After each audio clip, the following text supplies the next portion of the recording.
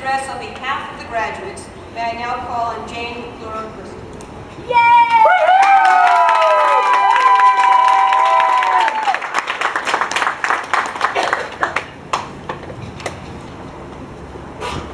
Good morning. Thanks to everyone who is here today to help us celebrate. As the student speaker, I've been asked to talk a little bit about who we are and what the Pardee Rand Graduate School, or PRGS, is all about. We are a collection of unique and diverse individuals.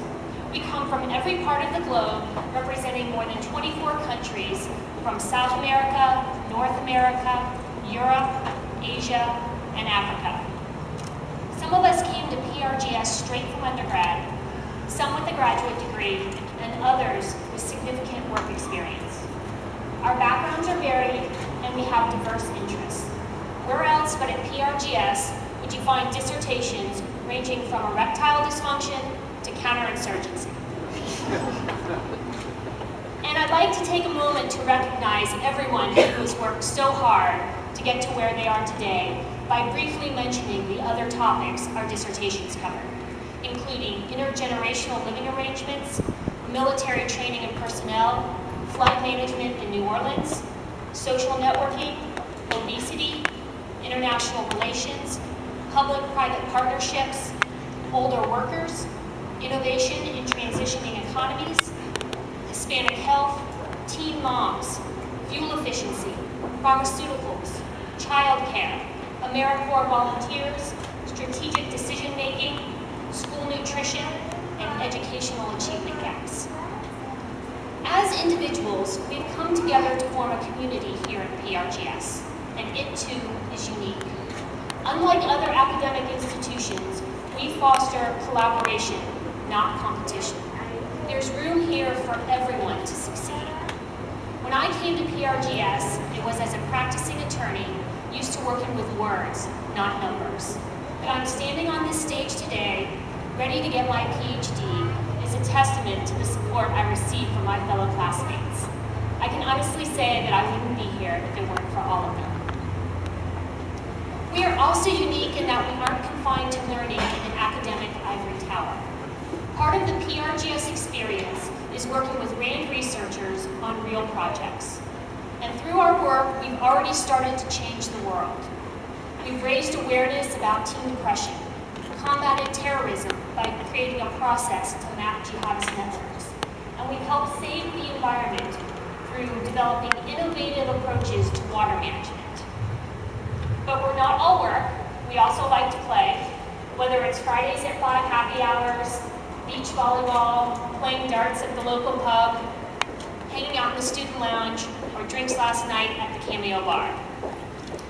So that's a little bit about who we are. What is it we've been trained to do? In a nutshell, we've been trained to seek and to speak the truth. To quote the novelist Leo Tolstoy, truth, like gold, is obtained by washing away all that is not gold. So that's what we do. Using rigorous analytic techniques, we wash away the muck and the mire of political rhetoric, prejudice, and ignorance to leave a shining nugget of truth. But we've also been trained to recognize the limitations of the truth we uncover. We are clear and honest about what our analysis says, and more importantly, about what it doesn't and can't say. We don't make grandiose claims that the nugget we've discovered provides the complete answer, or even the only answer, to the questions we are asking. To paraphrase the writer Anna E. Sneed, you don't receive complete truth by instant illumination. Instead, it is acquired fragment by fragment, like building a mosaic. Through our training, we've also learned to avoid the pitfall of allowing an agenda to drive our analysis. So we don't confuse the search for truth with the pursuit for political power. Although we all have our biases and opinions, we put those aside and let the data tell us what it has to say, not the other way around. Finally, in speaking the truth, we've been trained to make it relevant and accessible.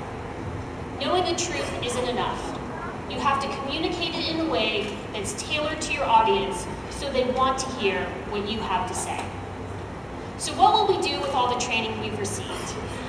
We will be artists, using data as a medium and the tools of economic, statistic, and policy analysis to build a truth mosaic over the course of our careers that will stand the test of time. But we'll also be warriors on a quest for knowledge, not power. We will battle against the partisan analysis that pervades politics today, and we will expose the clever sound bites and the polarizing rhetoric for the fool's gold of truth that it is. As with all artists and warriors, however, we can be single-minded in our pursuit, working on weekends and late into the night. I'm sure my husband isn't the only one who's heard just 15 more minutes, only to have me arrive home several hours later. So to help us all remember what's important in life, I'd like to close with my favorite poem about what success really is. Success: to laugh often and much, to win the respect of intelligent people and the affection of children, to earn the appreciation of honest critics and endure the betrayal of false friends, to appreciate beauty, to find the best in others, to leave the world a little bit better, whether by a garden patch, a redeemed social condition, or a child. To know even one life has breathed easier because you have lived. This is to succeed. May we all experience such success.